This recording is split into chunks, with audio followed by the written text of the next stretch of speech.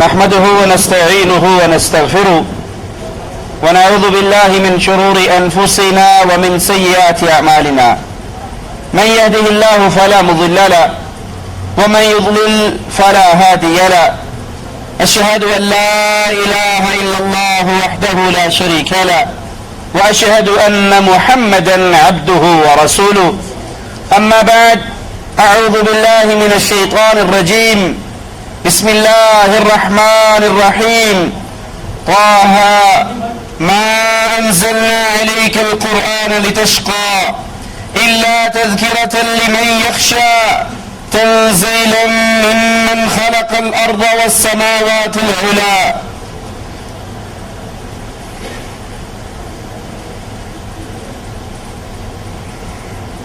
آسمان کے تارے اتنے زیادہ اور لاتعداد ہیں کہ کوئی ان تاروں کو گننا چاہے باوجود کوشش کے وہ ان تاروں کو گن نہیں سکتا. امت محمد کریم صلی اللہ علیہ وسلم نے ایک ایسی ہستی اور ایک ایسی ذات بھی ہے جس طرح پوری دنیا کوشش کر لے آسمان کے تاروں کو نہیں گن سکتی، اسی طرح آقا علیہ الصلوۃ والسلام کے اس ساتھی اور اس صحابی کی نیکیوں کو بھی کوئی نہیں گن سکتا. عائشہ رضی اللہ تعالی عنہا مومنوں کی ماں آسمان پہ چمکتے ہوئے تاروں کو دیکھتی ہیں، آقا علیہ الصلوۃ والسلام سے سوال کرتی ہیں، یا رسول اللہ صلی اللہ علیہ وسلم، جس طرح یہ آسمان کے لاتعداد تارے ان کو کوئی گن نہیں سکتا، کیا آپ کی امت میں کوئی خوش نصیب ہے کہ اس کی نیکیاں بھی اتنی ہی ہو جتنی آسمان کے یہ ستارے ہیں؟ رسول کریم صلی اللہ علیہ وسلم مسکرائے، کہا ہاں عائشہ، میری امت میں ایک شخص ہے جس طرح کوئی آسمان کے ستاروں کو نہیں گن سکتا، اسی طرح عمر ابن خطاب کی نیکیوں کو بھی کوئی نہیں گن سکتا. عمر ابن خطاب رضی اللہ عنہ وارضاہ، جن کی کنیت ابو حفص، ولادت رسول صلی اللہ علیہ وسلم کے 13ویں سال مکہ میں پیدا ہوئے. زمانہ جہلیت میں، دور جہلیت میں بھی عرب کی سفارت کا عہدہ امیر عمر رضی اللہ عنہ وارضاہ کے پاس تھا. تجارت آپ کا پیشہ، اور اسی تجارت کے پیشے سے منسلک ہو کر اتنی ترقی پائی کہ شاہان روم و فارس کے دربار میں آپ کا اثر و رسوخ تھا. نبوت کے 6 سال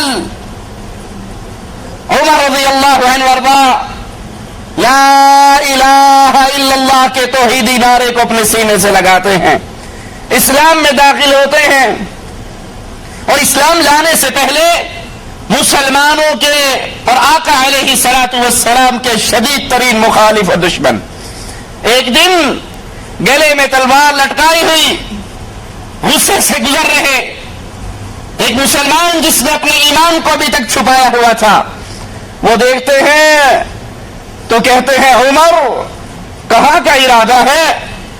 غصے میں ہو، ننگی تلوار گلے میں ہے. کہا آج میں محمد صلی اللہ علیہ وسلم کو قتل کرنے کے لیے جا رہا، نعوذ باللہ، کیونکہ اس نے ہمارے قریشی سرداروں کو بیوقوف گردانا ہے اور ہمارے معبودوں کے بارے میں غلط بات کہتا ہے، غلط جملے کہتا ہے، ان کی توہین کرتا ہے. اور یہاں پر اس جملے کو کبھی نہ بھولیے، رسول کریم صلی اللہ علیہ وسلم جن کے اخلاق سے پیارا اخلاق کسی اور کا، جن کی میٹھی اور شیریں زبان سے پیاری گفتگو اور زبان کسی کی نہیں. سائل کہتا ہے عائشہ رضی اللہ تعالی عنہا کو، میرے نبی کا اخلاق کیسا تھا؟ مومنوں کی ماں، اہل ایمان کی ماں جواب میں پوچھتی ہے، کیا تو نے رب کے قرآن کو نہیں پڑھا؟ کہا مومنوں کی ماں قرآن تو پڑھا ہے، کہا پورا قرآن محمد کا اخلاق ہے صلی اللہ علیہ وسلم. اتنی میٹھی زبان والے، اتنے پیار والے، اتنی محبت والے، لیکن یاد کر لیجئے جب بھی لا الہ الا اللہ کا آوازہ لگے گا کہ لوگوں اللہ کے علاوہ کوئی الہ نہیں، کوئی مشکل کشا، حاجت روا، بگڑی بنانے والا، شفا دینے والا، رزق دینے والا، عزت دینے والا، موت دینے والا، زندگی دینے والا اللہ کے علاوہ کوئی نہیں، تو اہل شرک، اہل کفر اس کے جواب میں کہیں گے یہ ہمارے بزرگوں کو گالیاں دیتا ہے. آج بھی یہی اعتراض ہوتا ہے جب ہم لا الہ الا اللہ کی دعوت دیتے ہیں تو اہل شرک جواب میں کہتے ہیں یہ ہمارے بزرگوں کی توہین کرتا ہے. ہمیں تو چھوڑیے، ہم تو آقا امام کائنات، امام آدم، امام الانبیاء جناب محمد رسول اللہ صلی اللہ علیہ وسلم کے مبارک قدموں سے اڑنے والی خاک کے ایک ذرے کے برابر بھی نہیں. لیکن جب امام الانبیاء نے، امام اعظم نے لا الہ الا اللہ کے آوازے کو مکہ کی گلیوں میں بلند کیا، اس وقت کے کفار نے بھی جواب میں یہی کہا تھا جو آج اہل توحید کو اہل شرک کہتے ہیں کہ یہ ہمارے بزرگوں کو گالیاں دیتا ہے، اور محمد صلی اللہ علیہ وسلم نے کسی کو گالی کہا یہ ہمارے معبودوں کو برا کہتا ہے، ہمارے قریشی سرداروں کو بیوقوف سمجھتا ہے. آج میں اس کی گردن کاٹنے کے لیے جا رہا ہوں. وہ کہتے ہیں تو بڑی بری راہ پہ جا رہا ہے، تو بڑے خطرناک راستے پہ جا رہا ہے، کسی اچھے کام کے لیے نہیں جا رہا. جواب میں کہتے ہیں لگتا ہے کہ تو بھی مسلمان ہو چکا ہے، میں محمد صلی اللہ علیہ وسلم سے پہلے تیرا ہی کام سٹارٹ کیوں نہ کروں. کہا میری طرف بڑھنے والے، جس اسلام کے ایمان اور نبی کو مٹانے کا سوچا ہے وہ اسلام تو اے خطاب کے بیٹے تیرے گھر میں داخل ہو چکا ہے. کہا کیا مطلب؟ کہا تیری بہن اور تیرا بہنوئی لا الہ الا اللہ پڑھ کر محمد کے مریدوں میں شامل ہو چکے ہیں صلی اللہ علیہ وسلم. وہیں سے اپنا راستہ پلٹتے ہیں، غصے کی کیفیت میں بہن کے دروازے پر پہنچتے ہیں، دروازہ بجاتے ہیں، دروازے پہ کھڑے اندر سے قرآن پڑھنے کی آوازیں آ رہی. آقا علیہ الصلوۃ والسلام کچھ مسلمانوں کو ابتدائی ایام میں دوسرے مسلمانوں کی کفالت میں دے دیا کرتے تھے اور ان کے ذمے ان کو قرآن کی تعلیم دینا ہوتی. قرآن کی آواز سنتے ہیں، دروازہ بجاتے ہیں، بہن پوچھتی ہے کون ہے؟ جواب میں کہتے ہیں خطاب کا بیٹا ہے. دروازہ کھلتا ہے، اپنی بہن کو مارنا شروع کر دیتے ہیں. اس مسلمان ہونے کی وجہ سے، اس کلمہ پڑھ لینے کی وجہ سے اپنے بہنوئی کو مارتے ہیں، بہن کو مارتے ہیں. یہاں کے بہن لہو لہان ہو جاتی ہے، لیکن جس کا عمر بیٹا تھا اس کی وہ بیٹی تھی. خطاب کا بیٹا عمر تھا تو بہن بھی تو عمر کی تھی. جواب میں کہتی ہے بھائی تیرا جی چاہے آج میری گردن کو قلم کر دے، میں کلمہ پڑھ چکی ہوں، میں اس سے پیچھے نہیں ہٹ سکتی.